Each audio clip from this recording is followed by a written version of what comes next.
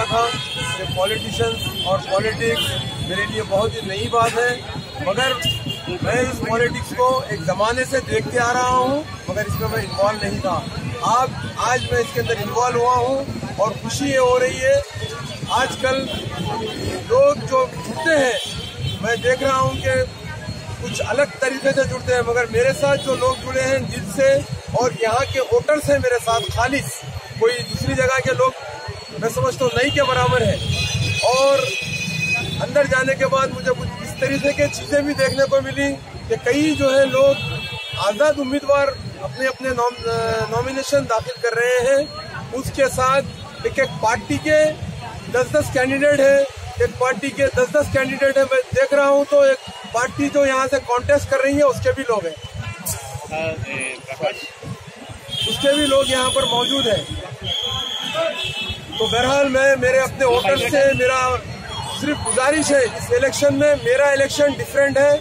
मैं सिर्फ और सिर्फ मेरे अपोनेंट कौन कौन है, कौन आज़ाद है, कौन सी पार्टी ठहरी, मेरे को उससे कोई लेना देना नहीं है। ना कोई लीडर से मुझे कोई लेना देना है, ना वो जो डेवलपमेंट किया नहीं किया वो तो आवाम को मालूम है।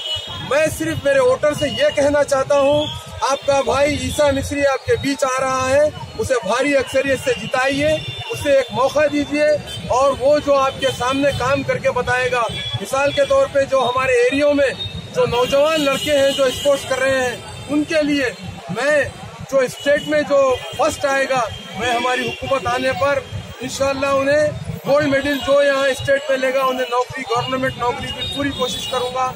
और अपने एरियो में जितना हो सकता है, जहाँ पे स्लम एरिया है, जो गरीब एरिया है, जहाँ पे बुनियादी सहूलतें नहीं है, वहाँ पे मैं फौरी बुनियादी सहूलतों के ऊपर काम करूँगा।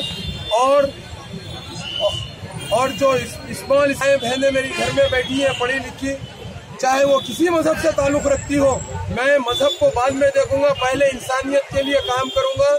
इंसान अगर इंसानियत के लिए काम करेगा तो वो इंसानों को फ़ायदा पहुँचेगा, बाद में जीने के लिए अपने ऊपर वाले को मनाने के लिए मजहब काम में आएगा। तो अब यहाँ पे ज़रूरत है हमें लड़कों को एजुकेशन की और बस्ती के दवाखानों की, और यहाँ पे जो बुनियादी सहूलतें, देखिए चंद्रयानगुट्टे से बारकस तक जा रहे, कल मेरी गाड़ी को टक्कर होते होते बची, आधी रोड से लोग चल रहे हैं। ये डेवलपमेंट है हमारा।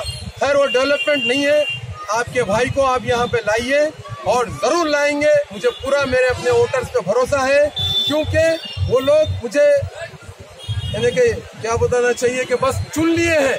मैं अब सिर्फ सेवा 7 के बाद इंतजार करूंगा, 10-11 जब हमारा इलेक्शन का रिजल्ट आएगा तो आप देखेंगे आपका भाई भारी अक्सरियत से जीतेगा। और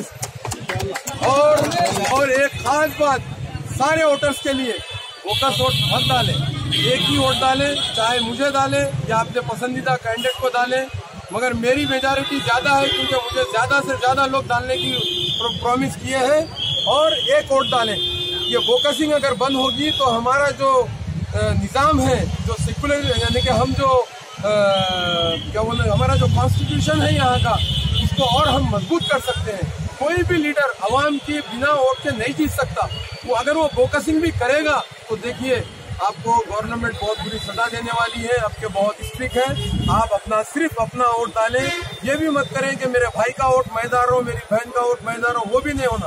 आपके नाम का वोट आप इस्तेमाल करें और मुझे भारी अक्सरियत से जिताएं। आपका भाई कांग्रेस पार्टी के अंदर इस वजह से शामिल हुआ है। अब तेलंगाना में मैं कह रहा हूँ इंशाल्लाह जो लहर चल रही है, सिर्फ कांग्रेस लहर चल रही है। अब की आने वाली हुकूमत भी कांग्रेस है। अगर आपके भाई को इस हल्के से आप जिताएंगे, अगर वो उस कांग्रेस के हुकूमत का हिस्सा बनेगा, तो मैं आपको बताना चाहता हूँ ये जो एरिया है बहुत ज़्यादा डेवलप होगा। क्योंकि जिस पार्टी से एमएलए रहता है, अगर उसी की पार्टी एमएलए यानी कि यहाँ हुकूमत बनाती है तो वहाँ पे बहुत ज़्यादा डेवलपमेंट होगा।